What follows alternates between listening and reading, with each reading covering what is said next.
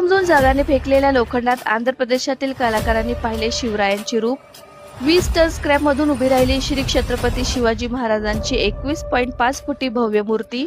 Social मीडियावर तुफान viral. Tenali Andhra Pradesh येथे गंजलेले सांगाडे, निकामी नटबोल्ट आणि गाड्यांच्या साखळ्या।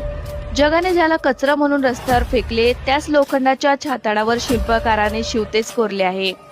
तेनाली आंध्र प्रदेश येथील शिल्पकार कातुरी रविचंद्र आणि त्यांच्या 20 मावळ्यांनी 6 महिने स्वतःला अग्नीच्या भट्टीत झोकून देत 20 टन स्क्रॅप मटेरियल मधून श्री छत्रपती शिवाजी महाराजांची 21.5 फूट उंच भव्य मूर्ती साकारली आहे। चेन्नई, हैदराबाद मधून गोळा केलेले कठोर लोखंड तापवून आणि वाकवून रायगड किल्ल्यावरील राजांच्या सिंहासनाधीश्वर रूपाची हुबेहूब प्रतिकृती उभी केली आहे।